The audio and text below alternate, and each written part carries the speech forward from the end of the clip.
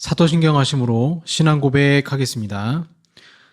전능하사 천지를 만드신 하나님 아버지를 내가 믿사오며 그 외아들 우리 주 예수 그리스도를 믿사오니 이는 성령으로 잉태하사 동정녀 마리아에게 나시고 본디오 빌라도에게 고난을 받으사 십자가에 못 박혀 죽으시고 장사한 지 사흘 만에 죽은 자 가운데서 다시 살아나시며 하늘에 오르사 전능하신 하나님 우편에 앉아 계시다가 저리로서 산자와 죽은 자를 심판하러 오시리라. 성령을 믿사오며 거룩한 공예와 성도가 서로 교통하는 것과 죄를 사하여 주시는 것과 몸이 다시 사는 것과 영원히 사는 것을 믿사옵나이다. 아멘. 찬송가 149장 찬양합니다. 주 달려 죽은 십자가 찬송가 149장입니다.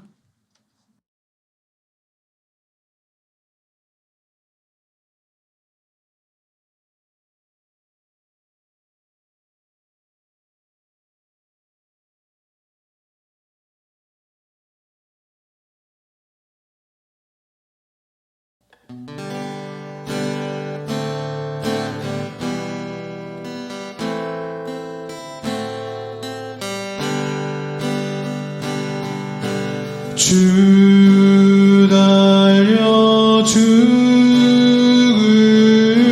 십자가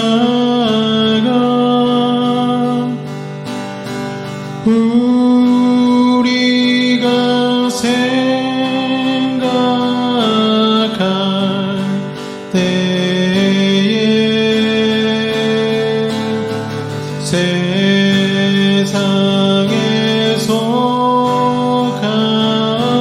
욕심을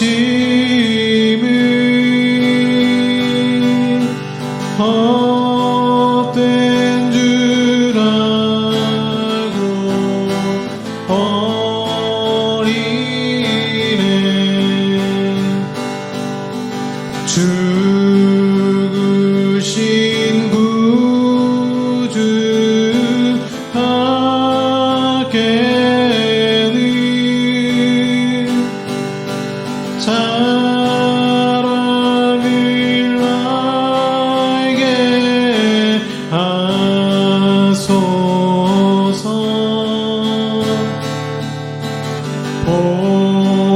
보혈의 공로 힘입어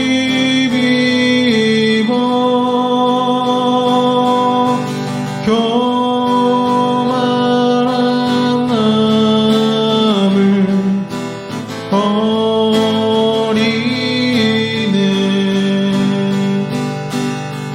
못 박힌 손발 보니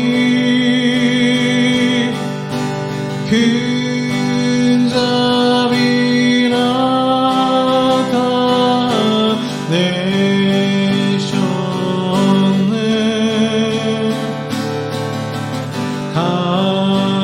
가시로 만든 면류관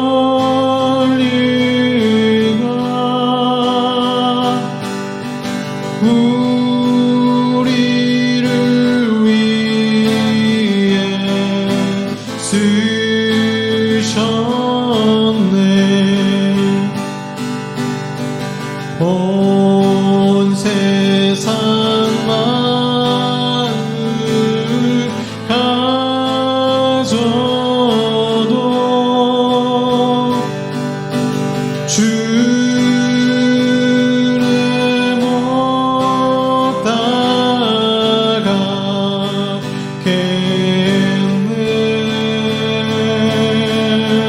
놀라운 사랑 받은 나 몸으로 재물 삼겠네.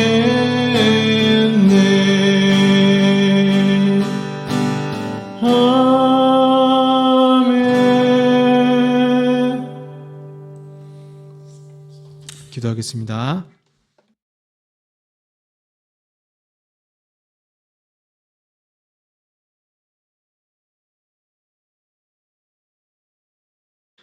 사랑의 아버지 하나님, 감사합니다. 십자가에서 고난당하시고 우리를 구원하신 예수 그리스도의 그 사랑, 우리가 날마다 감격하며 주님 바라보며 믿음으로 살아야 되지만 저희들 날마다 쓰러지고 넘어질 때가 많았습니다.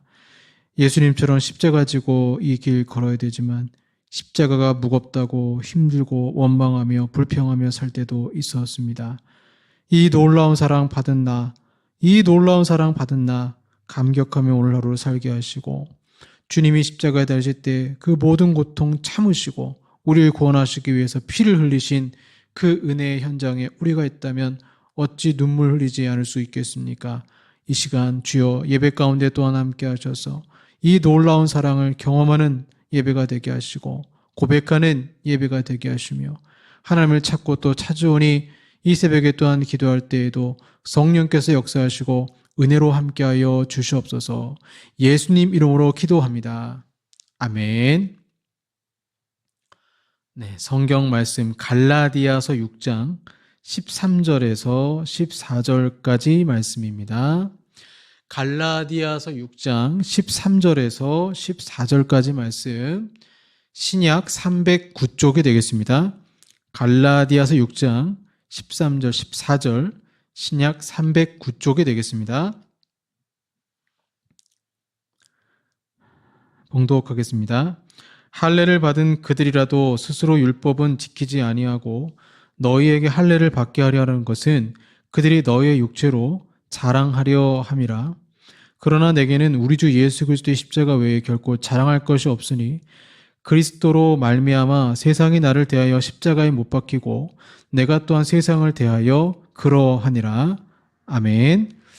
네, 오늘은 자랑스러운 십자가라는 제목으로 말씀 나누도록 하겠습니다. 골프 재미에 푹 빠진 목사가 있었다라고 합니다. 구름 한 점 없이 화창하고 맑은 주일이었습니다. 목사는 갈등하다가 결국 교회에 몸이 아파 못 간다라고 전화를 하고는 골프장으로 향했다고 합니다. 예화니까 그럴 수 있는 거죠. 이를 본 천사가 하나님에게 말했습니다. 하나님, 저 목사 혼 좀 내줘야 하지 않을까요? 하나님은 고개를 끄덕였습니다. 그리고 이제 이 목사는 1번 홀에서 힘차게 스윙을 했습니다. 볼은, 골프공은 무려 350야드를 날아가 그린 위에 떨어진 뒤에 홀인원, 홀컵으로 들어갔습니다. 목사는 흥분했습니다. 천사도 흥분했습니다. 충격을 받았습니다. 하나님, 이것은 뭔가 잘못된 것 같네요. 벌을 주셔야 하는 것 아닌가요? 그러자 하나님은 미소를 지으며 천사에게 이렇게 말했다고 합니다. 목사가 이 일을 누구에게 자랑하겠니? 자랑을 하면 주일에 골프 친 것이 들통날 테고, 자랑하고 싶은데 자랑할 수 없는 고통보다 더 큰 고통이 어디 있겠느냐. 또 어떤 예화에 보니까 이런 얘기가 있더라고요. 개미의 이야기인데 아주 힘이 장사인 개미가 있었습니다. 그래서 다른 개미들은 쌀 한 톨도 겨우겨우 드는데 이 힘이 장사인 개미는 나는 쌀 2톨을 들어 하고는 2톨씩 또 거뜬히 들었습니다. 그래서 많은 개미들이 우러러봤어요. 이 건강한 또 기고만장한 개미는 이 세상에 무거운 것이 없었고 못할 것이 없다 생각해서 세상에 나가 자신의 힘을 자랑하고 싶었습니다. 개미는 사람들이 많은 시장으로 찾아가서 힘 자랑을 했습니다. 쌀 2톨을 들어 올리기도 하고 집어 던지기도 하고 괴력을 발휘했지만 누구 하나 개미를 봐주는 사람은 없었습니다. 오히려 커다란 발에 밟혀 죽고 말았다고 합니다. 돈이 많은 사람은 돈으로 무엇이든 할 수 있다고 생각을 합니다. 자식이 많은 사람은 그 자식의 힘으로 못할 것이 없다고 믿습니다. 건강한 사람은 자신의 건강을 믿습니다. 권세가 있는 사람, 그 권세 힘을 과신합니다. 그러나 하나님 앞에서 인간은 개미에 불과합니다. 우리가 가진 힘이란 겨우 쌀 2톨 드는 힘밖에 안 됩니다. 전능하신 하나님 앞에서 저 어리석은 개미 같은 무모한 사람들이 참 많이 있다라는 거죠. 성경은 여러분 자랑에 대해서 무엇이라 말할까요? 예레미야서 9장 23절에 이런 말씀이 있습니다. 여호와께서 이와 같이 말씀하시되 지혜로운 자는 그의 지혜를 자랑하지 말라. 용사는 그의 용맹을 자랑하지 말라. 부자는 그의 부함을 자랑하지 말라. 예레미야는 당시 용사도 지혜자도 부자도 하나님이 바벨론을 통해서 심판하시는 것에 대해서 너무나 무력했던 것입니다. 지혜자는 포로로 끌려갔고 용사는 땅에 엎드려졌습니다. 부자는 재산을 빼앗기고 노예가 되고 말았습니다. 사람이 자신의 지력, 그 다음에 근력, 구매력, 부함을 자랑하지 못한다면 무엇을 이 세상에서 자랑할 수 있겠습니까? 아무것도 없어요. 솔로몬은 자랑에 대해서 이렇게 얘기합니다. 잠언 27장 2절 말씀에 타인이 너를 칭찬하게 하고 내 입으로는 하지 말며 외인이 너를 칭찬하게 하고 내 입술로는 하지 말지니라.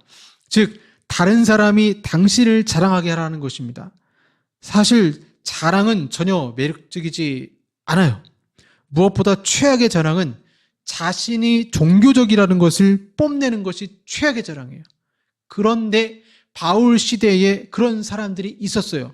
예수님 시대에는 바리새인이 있었고 초기 그리스도인들 가운데 많은 사람들이 태어나면서 유대인이었기 때문에 영화 때 할례를 받습니다. 할례라는 것은 하나님의 백성이 되었다는 구약의 징표였어요. 따라서 유대인 공동체에 속하기 위해서는 이방인들이 가피어러 하나님을 경외하는 자들이 이방인들이 할례를 받아야 되는데 이게 걸림돌이었습니다. 할례를 받다가 그 당시 죽는 사람이 많았기 때문에 할례를 받은 사람과 안 받은 사람은 용기를 가지고 있느냐 하나님을 사랑하느냐 이거의 어떤 기준점이 되었던 거죠. 그래서 초기 그리스도인들 중에도 구원받은 사람들의 공동체에 참여하려면 할례를 필수 조건이라고 생각한 거짓 교사들이 있었습니다. 그들은 예수 그리스도의 참된 제자가 되기 위해서는 구약의 방식을 따라 할례를 받아야 된다고 주장한 것이죠. 현대인들에게는 이야기가 괴이하게 들릴지 모르지만 할례에 찬성하는 사람들은 자신이 할례를 받았다는 것을 매우 자랑스러워하고 뽐내기까지 했습니다. 그들은 많은 이방인에게 할례를 받으라고 설득하면서 자랑했어요. 그렇다면 성경은 그들에 대해서 어떻게 말하고 있을까요? 갈라디아서는 보면 6장 13절에 너희에게 할례를 받게 하려 하는 것은 그들이 너희의 육체로 자랑하려 함이라. 할례자들이 갈라디아 교회에 들어와서 너희도 할례를 받아야 구원을 받을 수 있다라고 가르쳤던 것입니다. 바울은 이에 엄청나게 화를 내요. 너희가 성령으로 시작했다가 육체로 마치냐 호통합니다. 현대판 할례가 무엇이겠습니까? 내가 장로다, 내가 권사다, 내가 직분을 가지고 있다, 내가 다니는 교회는 대형 교회다, 이런 것을 자랑해요. 내가 섬기는 목사님은 한국교회에서 유명한 분이다, 이런 것을 자랑해요. 이러한 자랑은 다 자기를 드러내기 위한 교만한 마음에서 나온 것입니다. 바울은 할례자의 자랑도 교만으로 비롯된 것임을 간파한 것입니다. 여러분, 사도 바울이야말로 자랑할 것이 많았어요. 빌립보서 3장 5절 6절에 보시면 나는 8일 만에 할례를 받고 이스라엘 족속이요 베냐민 지파요 히브리인 중에 히브리인이요 율법으로는 바리새인이요 열심히는 교회를 박해하고 율법의 의로는 흠이 없는 자라.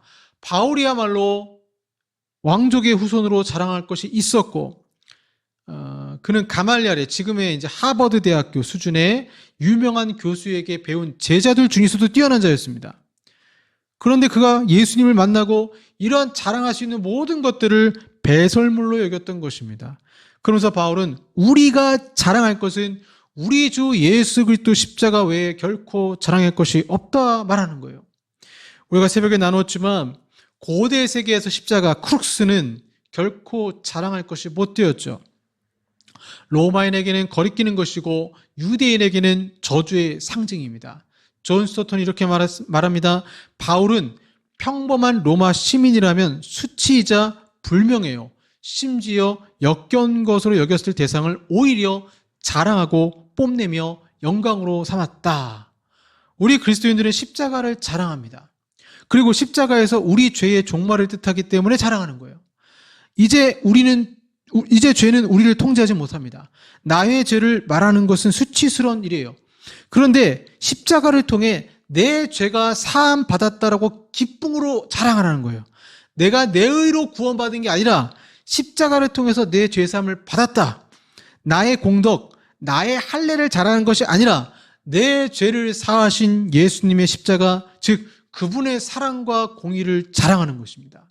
그리스도의 십자가를 자랑하는 또 다른 이유가 무엇입니까? 십자가가 하나님의 사랑을 잘 보여주는 증거이기 때문에 그래요. 십자가는 성부 하나님의 사랑을 보여줍니다. 당신의 아들을 내어주기까지 우리를 사랑하셨어요. 따라서 십자가를 기뻐하는 것은 하나님의 사랑을 기뻐하는 것입니다. 그럼 여기서 우리가 한 가지 의문을 가지는 것이 과연 십자가는 배타적인 것이냐라는 것입니다. 십자가는 배타적인 것인가? 우리는 기독교가 배타적이라고 생각합니다. 역으로 생각하면 배타적이지 않은 부분이 있어요. 세상 자랑하는 사람들을 보세요. 자, 아내가 동창회를 갔다 오면 남편들이 긴장합니다. 일단 동창회에 가면 가방으로 자신의 형편을 자랑해요. 나는 디올백, 나는 샤넬백, 그런데 나는 명품백이 없어요. 초라한 아내가 화가 나서 집에 와서 갑자기 남편에게 잔소리를 합니다. 제가 만들어낸 얘기지만 여러분, 이 세상 자랑은 배타적이에요. 왜냐하면 세상 자랑은 교만을 가지고 있습니다. 세상 부와 명예를 자랑한다는 것은 배타성을 가지고 있어서 자랑하는 자가 이렇게 말하는 것과 같아요. 너는 아직도 강북에 사니? 나는 강남에 사는데. 한강 뷰 보면서 사는데 너는 앞이 막힌 담벼락 보고 사니? 노골적으로 이렇게 말하지는 않지만 기분 나쁘게 합니다. 나는 성공했지만 너는 실패했다는 메시지를 주는 것이 세상 자랑이에요. 그런데 여러분, 십자가는 그렇지 않아요. 십자가는 열린 자랑입니다. 십자가는 나를 자랑하는 것이 아니라 나를 받아주신 하나님이 당신도 받아주십니다. 그래서 바울은 자신을 받아주신 하나님이 당신들도 받아주시는 분임을 믿으라고 말하고, 그러기에 이 세상에서 유일하게 배타적이지 않고 초청하는 자랑, 십자가만을 자랑하라고 말하는 것입니다. 여러분, 성도들이 왜 싸웁니까? 십자가를 자랑하지 않고 자기를 자랑하기 때문에 싸워요. 자기 신앙이 뛰어나다고 생각하기 때문에, 자랑하기 때문에 싸워요. 하지만 십자가를 자랑하는 사람은 십자가에서 자신을 죽였기 때문에 오직 그리스도만 존귀하게 되심을 사명으로 생각하는 것입니다. 그래서 내 자랑이 아니라 하나님 자랑을 하는 거예요. 사랑하는 여러분, 오늘 우리가 찬송을 불렀지만 이 자랑과 관련된 찬송이 바로 아이작 와츠가 쓴 주 달려 죽은 십자가라는 찬송입니다. 그 찬송가 1절과 2절을 가사를 보시면 이 찬송가는 다른 온갖 자랑을 하나님이 금하신 것으로 시작해요.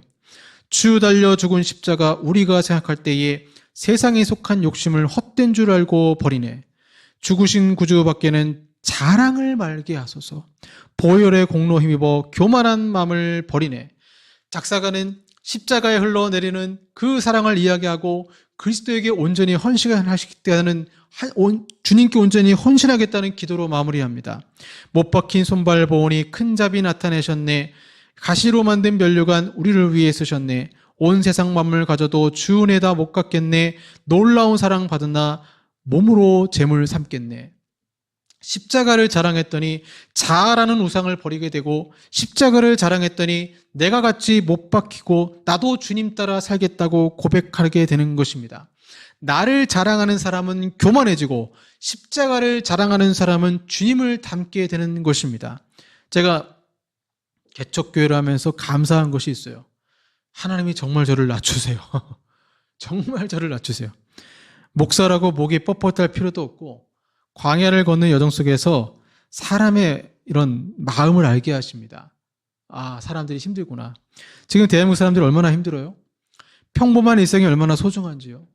제가 이걸 경험하지 못했다면 성도들의 마음을 아마 이해할 수 없었을 것입니다. 그런데 십자가에서 죽게 하시고 삶의 현장에서 낮추셔서 광야를 허락하시고 예수만 자랑할 수밖에 없게끔 만드세요. 사랑하는 여러분, 고난주간 우리가 무엇을 자랑하겠습니까? 바울처럼 오직 십자가만 자랑하십시오. 십자가 자랑하면 주님 닮아갑니다. 십자가 자랑하면 교만한 마음 사라집니다. 십자가 자랑하면 이웃도 예수 믿게 됩니다. 이 십자가를 자랑하시는 우리 모두 되기를 바랍니다. 우리 예수 하나님의 공의 찬양하시겠습니다.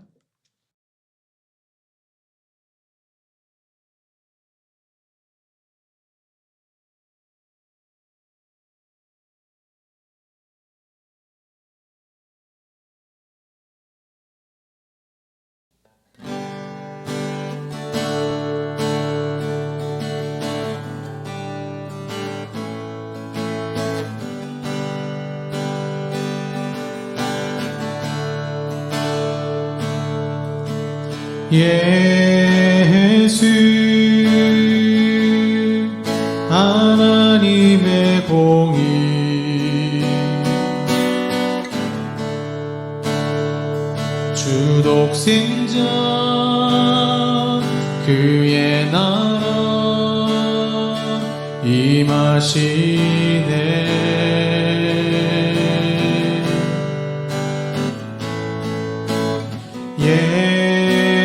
예수 제물이 되신 주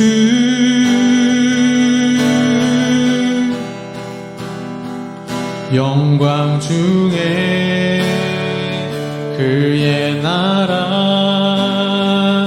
임하시네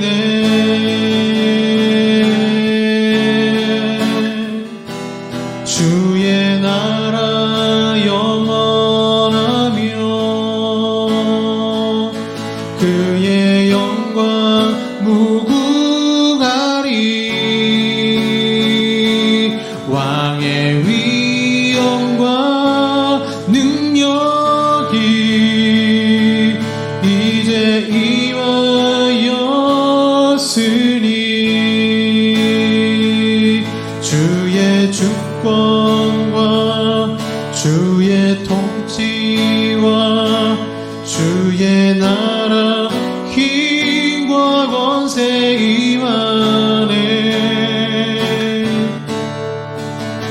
예수 하나님의 공의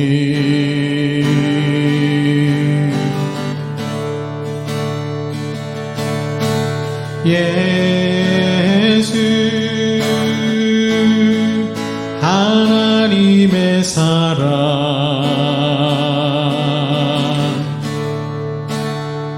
주내와 말씀으로 나타났네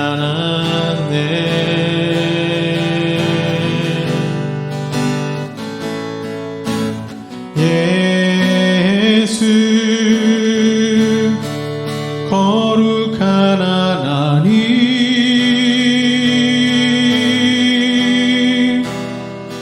영광 중에 그의 나라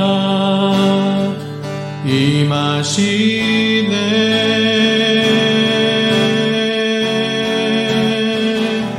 주의 나라 영원하며 그의 영광 무궁하리 왕의 위엄과 능력이 이제 임하였으니 주의 주권과 주의 통치와 주의 나라 힘과 권세 임하네 예수 하나님의 공의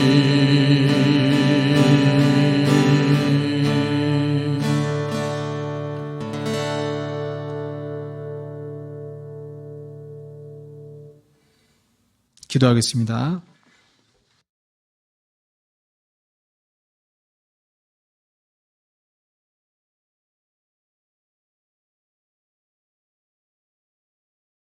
십자가마저도 주님을 자랑하는 수단이 아니라 나를 자랑하는 수단으로 우리가 사용할 때가 있었음을 주님께 고백합니다. 이러한 교만한 마음 다 내려놓습니다. 주님 용서하시고 이 고난주간을 보내면서 더욱 예수를 자랑하고 십자가를 자랑하는 저희들이 되기를 원합니다. 십자가에서 내 자아가 살아있는 것을 자랑하는 게 아니라 십자가에서 내 자아가 죽고 나를 살리신 예수 그리스도를 자랑하는 오늘 하루의 삶이 되게 하여 주시옵소서. 그러므로 교만한 모습이 아니라 겸손함으로 나를 낮추시는 그 하나님 앞에 순종함으로 오늘 하루 살게 하여 주시옵소서. 예수님 이름으로 기도합니다. 아멘. 지금은 우리 구주 예수 그리스도의 은혜와 성부 하나님의 사랑하심과 성령 하나님의 교제 교통 역사하심이 바울과 같이 십자가를 자랑하며 승리하기 원하는 우리 사랑하는 성도들과 한국 교회 위에 영원토록 함께 있을지어다. 아멘.